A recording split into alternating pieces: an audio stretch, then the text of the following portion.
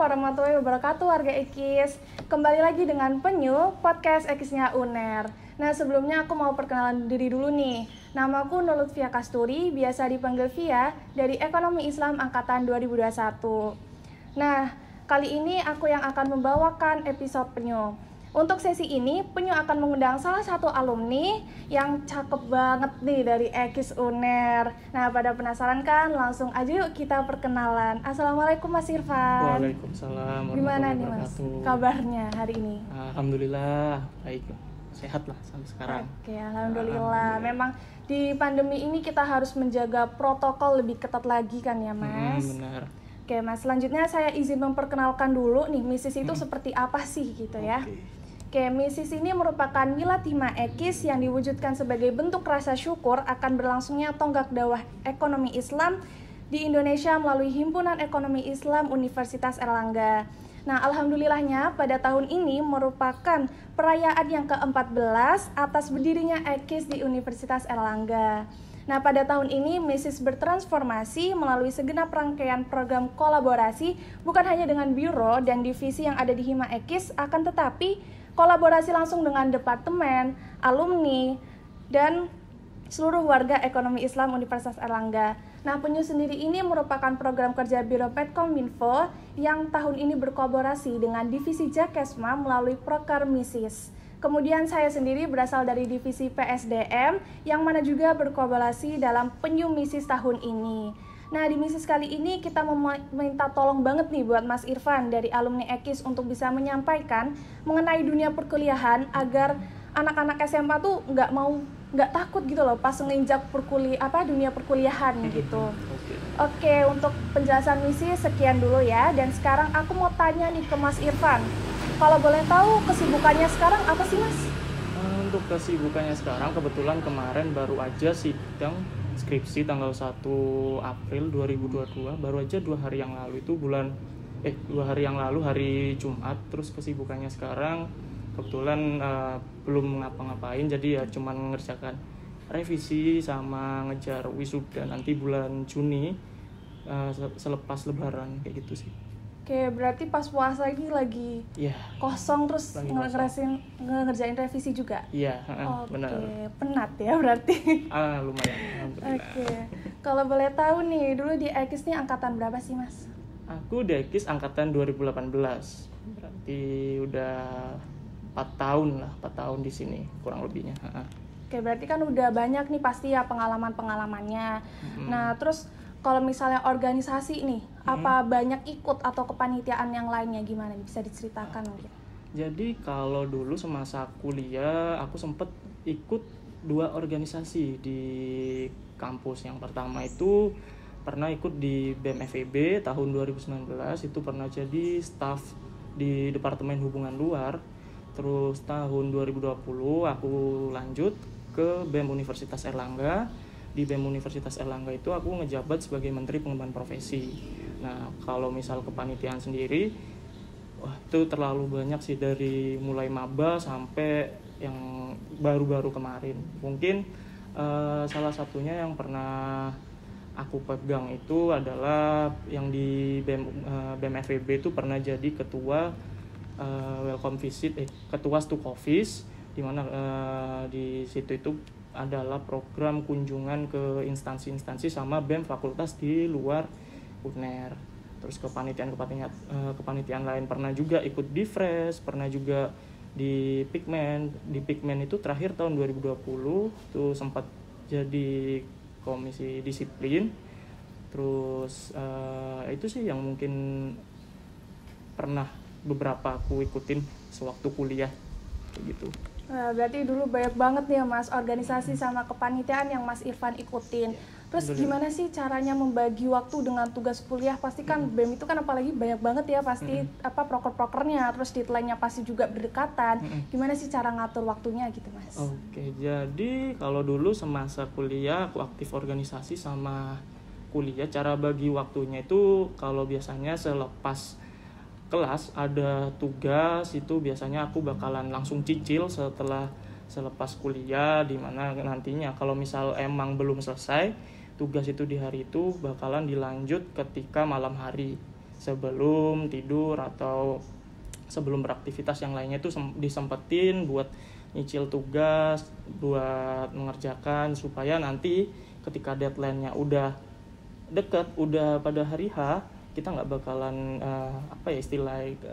dikejar waktu atau gupul lah kalau kata orang Jawa gitu ya kan, nggak bakalan sampai telat ngumpulin tugas. Jadi kalau aktif organisasi sebisa mungkin ngebagi waktunya itu setelah kuliah emang langsung ngerjain tugas. Takutnya misalnya sore atau malam hari itu kan biasanya kalau anak-anak organisasi bakalan ada rapat atau bakalan ada proker-proker yang lain. Nah, jadi di maksimalin lah waktu senggang itu biasanya memang siang kayak gitu. Oke, berarti ini prinsipnya Mas Irfan itu time management ya. Berarti kalau misalnya ada waktu senggang diusahain buat ngisi tugas kuliah, jangan sampai tidur. Rebahan aja itu nggak boleh nih. Terus kan udah lama juga ya Mas Irfan 4 tahun kuliah di sini. Lalu apa aja sih Mas masa-masa kuliah yang mungkin masih teringat banget nih, yang paling terkesan gitu buat Mas Irfan? Jadi masa-masa paling diingat waktu kuliah itu sebenarnya banyak sih. Ada beberapa hal menyangkut akademik dan non-akademik yang dimana misalnya kalau misal ngomongin soal hal-hal yang terkesan selama kuliah itu jelas ada dibagi dua kan ya. Yang pertama di akademik sama non-akademik. Yang jelas kalau di non-akademik masa-masa yang paling diingat itu ya jelas dalam berorganisasi, di mana waktu organisasi dulu itu sering ketemu orang-orang penting, entah itu di kampus maupun di luar kampus. Itu juga nambah relasi, nambah pertemanan. Lalu kalau misalnya di akademik itu ada beberapa hal yang mungkin dapat bisa dibilang membanggakan. Salah satunya itu kemarin baru aja di semester 7. Di semester 7 itu alhamdulillahnya kemarin aku sempat keterima salah satu program dari Kampus Merdeka yang diadain Kemendikbud. Itu aku lolos di program magang Kampus Merdeka di PT Bank Syariah Indonesia. Itu aku jalaninya selama 1 semester. Itu mungkin salah satu hal yang paling membanggakan, karena di samping memang saingannya banyak buat masuk magang itu, karena kurang lebih hampir sama kayak apply kerja. Itu kita juga bisa mengimplementasiin ilmu-ilmu yang kita dapat waktu kuliah, sama kita dapat pengalaman gimana sih nanti dunia kerja, gimana sih gambaran orang-orang kerja waktu di perusahaan atau di tempat lain. Itu salah satu hal yang mungkin membanggakan secara akademik, karena memang di samping itu banyak ilmu yang didapetin dari luar bangku perkuliahan kayak gitu. Itu sih. Oke, ini berarti seru banget ya perkuliahan, apalagi semester 7 tadi kan dapat kampus merdeka. Berarti di perkuliahan ini bukan secara akademik doang ya, berarti kita kayak bisa menggunakan ilmu perkuliahan ini nanti untuk di magang maupun di dunia pekerjaan gitu ya Mas ya. Oke, ini Mas, kalau kita cari-cari tahu, banyak loh Mas, kayak teman-teman SMA di luar sana takut buat masuk dunia perkuliahan karena kesibukan kuliah itu kan banyak banget ya. Terus habis itu ada tuntutan juga buat bisa aktif di organisasi. Nah, mungkin Masnya bisa menceritakan gambaran dunia perkuliahan itu seperti apa sih gitu Mas. Terus kayak apa benar seperti yang saya katakan tadi gitu. Jadi mungkin kalau emang anak-anak SMA di luar sana mungkin awalnya mikir kalau kuliah itu bakal beda banget sama yang namanya di SMA, atau mungkin bakalan shock lah. Ada banyak-banyak perbedaan antara sekolah sama kuliah. Itu memang benar, banyak banget perbedaan antara kuliah sama sekolah. Tapi di samping memang perbedaan yang banyak itu jangan dijadiin beban lah. Itu harus dijalanin, dibikin enjoy aja, karena memang sistem perkuliahan sama sistem sekolah itu yang beda. Dulu emang awal masuk kuliah aku juga sempat bingung apa yang namanya itu SKS, apa itu yang namanya KRS-an, apa itu yang namanya KHS dan lain-lain. Tapi kalau seiring berjalannya waktu itu, kalau kita ngikutin, kita juga sering tanya sama mungkin kakak tingkat atau mungkin senior-senior yang lain, itu pasti kita bakalan bisa ngejalanin secara sendirinya, itu pasti bakalan bisa. Terus nanti kalau semisal di kuliah takut nggak punya teman, takut nggak punya relasi di mana-mana, itu juga kita harus jadi mahasiswa itu harus aktif bersosialisasi, karena emang kita dituntut buat jadi individu yang lebih dewasa daripada anak sekolah yang sebelumnya itu kan anak SMA. Itu kita harus dituntut bisa ngobrol sama orang-orang yang ada di sekitar kita kayak gitu. Jadi jangan takut lah kalau bisa masuk kuliah. Nah, berarti nggak boleh takut ya, karena seiring berjalannya waktu itu juga nanti semua dunia perkuliahan akan kayak enjoy untuk diri kita sendiri gitu. Nah kan kayak gitu ya gambaran dunia perkuliahan dari Mas Irfan. Sekarang nih kan lagi penerimaan mahasiswa baru ya Mas, dan kita lihat-lihat juga teman-teman SMA, termasuk saya sendiri juga sih waktu itu yang pas jadi mahasiswa baru, pas masuk dunia perkuliahan itu culture shock gitu. Terus gimana sih Mas, ada tips and triknya nggak untuk persiapan jadi seorang mahasiswa atau mahasiswi gitu? Oke. Persiapan buat jadi mahasiswa-mahasiswi, mungkin kalau misal emang udah dinyatakan diterima di perguruan tinggi yang diminati, di program studi yang emang udah direncanakan, ketika nanti emang udah dinyatakan masuk, langkah pertama itu yang jelas kita kalau bisa cari salah satu kontak alumni dari sekolah, dari SMA kita, atau kalau memang belum ada ya langsung aja kita cari kontak kakak tingkat di jurusan kita yang ada itu. Nanti kita bisa tanya-tanya seputar dunia perkuliahan, mulai dari yang paling awal itu mungkin registrasi ulang, atau mungkin persiapan ospek, bahkan sampai kuliah. Jadi persiapan pertama itu memang kita harus tanya ke kakak tingkat kayak gitu untuk persiapan awalnya. Oke, jadi banyak-banyak bertanya lah ya intinya. Ya, benar. Oke, nah untuk perkuliahan sendiri nih Mas, harus jadi mahasiswa seperti apakah di kampus ini? Apakah kupu-kupu ataukah harus aktif organisasi banget atau gimana menurut Mas Ivan? Oke, kalau misal pertanyaan seperti itu balik lagi ke individu masing-masing sih.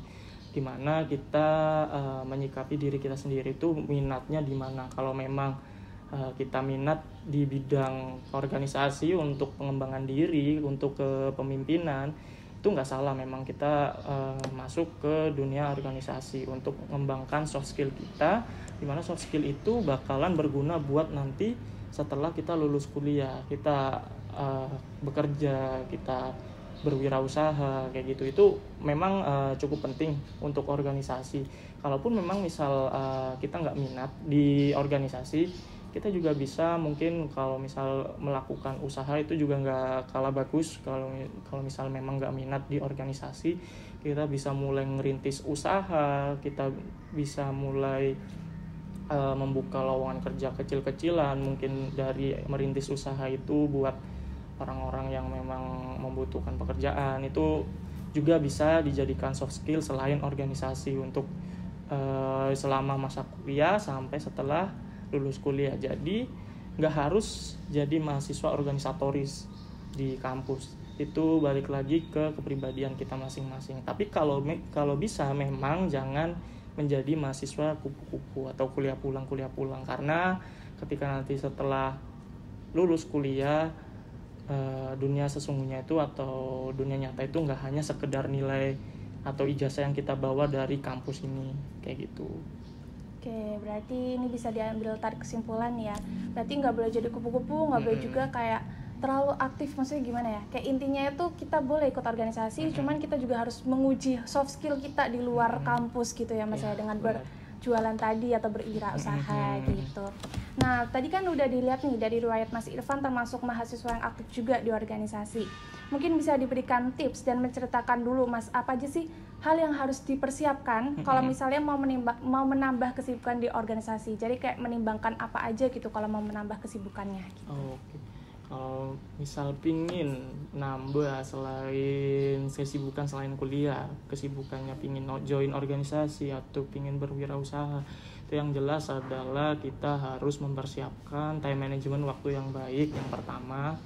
Yang kedua, mungkin nanti di satu sisi, di suatu keadaan kita harus mengorbankan salah satu hal ketika ada dua hal yang berjalan bersamaan. Semisal ada rapat, juga ada kuliah, kita harus pintar-pintar sebagai mahasiswa mengambil keputusan, di mana keputusannya itu apakah kita akan ikut kelas atau kita akan ikut rapat organisasi. Itu kita harus ambil kesimpulan yang benar-benar matang, karena jadi mahasiswa itu bukan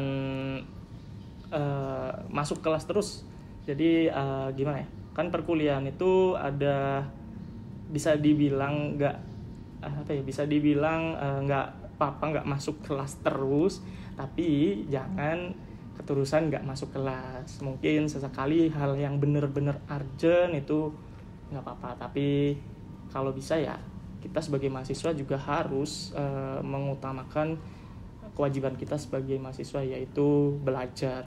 Ya memang kita harus mencari pengalaman di luar bangku perkuliahan, di luar bangku kelas, seperti itu. Jadi ya kita harus punya time management yang waktu yang baik.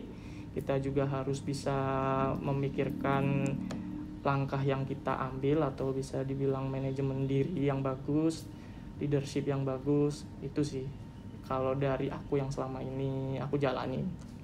Oke, berarti untuk mengambil kesibukan-kesibukan lainnya selain organisasi, ini harus menentukan dulu urgentnya yang mana, terus habis itu time manajemennya kita juga harus baik. Pokoknya mulai dari diri sendiri ya sih.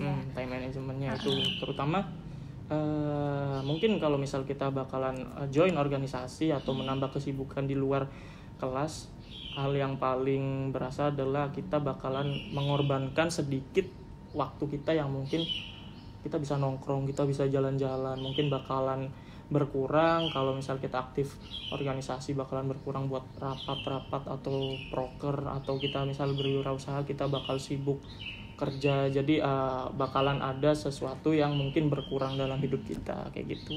Berarti istilahnya kayak maulah mengambil resiko gitu, waktu kita terbuang ya, untuk bener. si rapat itu. Oke, tadi kan Mas juga udah nyeritain nih, ada magang di BSI kan ya pas Kampus Merdeka. Nah, itu kan pasti ada juga dari ilmu perkuliahan ekonomi Islam sendiri nih. Menurut Mas gimana sih relate-nya antara ilmu perkuliahan yang Mas alami gitu untuk dunia pekerjaannya gitu? Oke.